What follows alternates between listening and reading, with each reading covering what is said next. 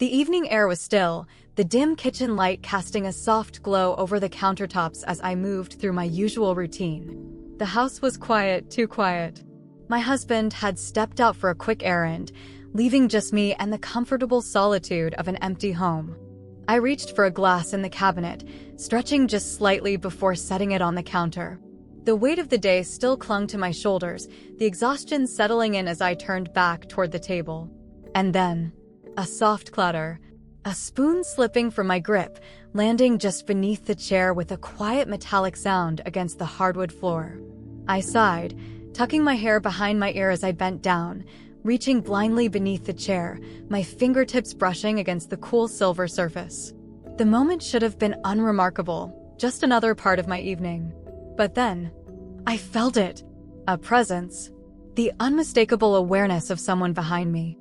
I froze for half a second, my fingers still hovering over the spoon, my breath catching just slightly. Slowly, deliberately, I turned my head. He was standing in the doorway, my husband's friend. He hadn't said anything, hadn't moved, just stood there, watching. The air in the room changed instantly, a shift so subtle yet so heavy that I felt it settle over my skin. My pulse ticked up a notch, my body still crouched low, my mind catching up with the realization that he had been there long enough to see everything. Long enough to notice the way I had moved, the way my body had stretched, the way I had bent to reach something so simple, so insignificant, and yet the look in his eyes told me he didn't think it was insignificant at all. I swallowed, forcing my fingers to close around the spoon, forcing myself to straighten, to move as if I hadn't noticed the way he was looking at me, the way he hadn't looked away. "I didn't hear you come in," I said, my voice even, though my pulse wasn't. A slow smirk tugged at the corner of his mouth. Didn't want to interrupt. The words sent a shiver down my spine, but I masked it well, setting the spoon down on the counter, wiping my hands against my dress as if that would rid me of the sudden heat in the room. "You're early," I said, glancing toward the door as if my husband would walk in any second, even though I knew he wouldn't. "Guess I am." His voice was steady, smooth, but there was something else beneath it. Something weighted, something deliberate, and he still hadn't looked away. The kitchen suddenly felt smaller, the air warmer, my breath shallower. I should have stepped back, should have laughed it off, should have moved past him like nothing about this was different than any other time he had been here. But I didn't. Instead, I stayed where I was, fingers still pressed against the cool surface of the counter, heart still drumming just a little too fast, waiting for him to move first. He didn't.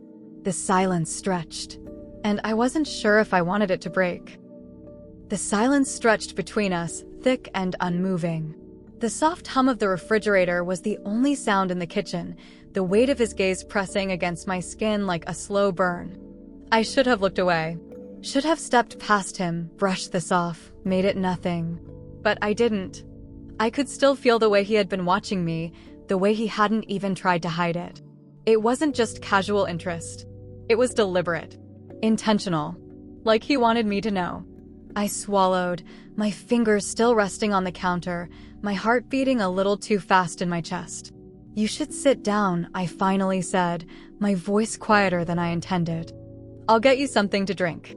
He didn't move at first, his smirk lingering just a second longer, before he finally stepped further inside. "Sure, why not?" I turned toward the cabinet, forcing my hands to move, to reach for a glass, to do something other than stand there and let the moment unravel around me. I could still feel him behind me, close but not too close, his presence a quiet hum of heat in the air.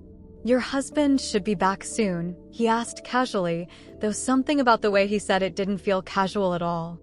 I set the glass on the counter. "Probably." A slow exhale. "Right." The unspoken words lingered between us, stretching out into something heavy, something neither of us was naming. My fingers brushed the smooth surface of the glass, grounding myself, but I still felt off balance. I poured the drink, the cool liquid steady, unlike my pulse. I turned, setting it down in front of him, finally meeting his gaze again. "Here." His fingers brushed mine as he reached for the glass. A fleeting touch. Barely anything. But enough. "Thanks," he murmured, his voice quieter now. "Closer." I should have stepped back. Should have let the moment pass. But I didn't. His fingers lingered against the rim of the glass, his eyes still holding mine, waiting, searching. "You always this jumpy?" I let out a slow breath, my hand withdrawing just slightly, but not far enough to break the tension. "I'm not jumpy." He smirked. "No." I swallowed, feeling the heat creep up my neck. "No." His gaze dipped just slightly, flickering over my face, my mouth, before meeting my eyes again. Good. Another stretch of silence. Another beat of something too thick to ignore.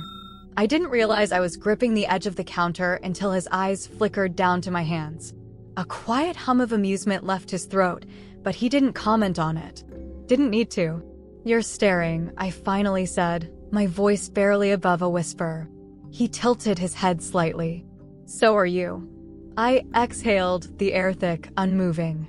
My fingers flexed against the counter, my pulse drumming in my ears. Then, the sound of a car pulling into the driveway. The moment shattered.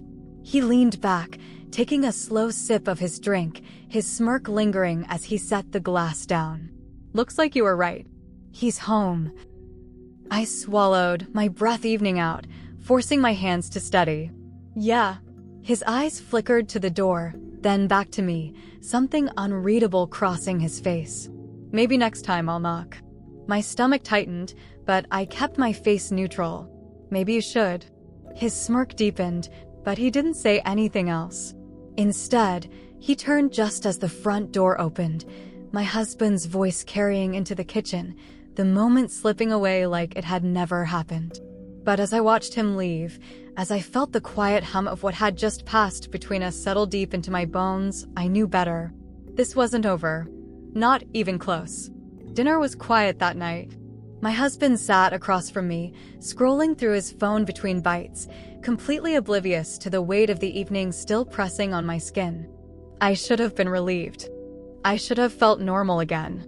But I didn't. Because across the table, I could still feel it. The awareness.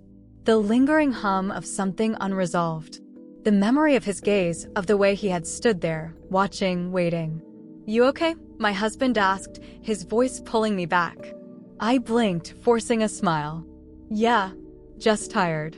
He nodded, not questioning it, not seeing the way my fingers still tensed slightly against my fork. And maybe that was the problem. Because someone else had seen it. And something told me he wasn't done watching.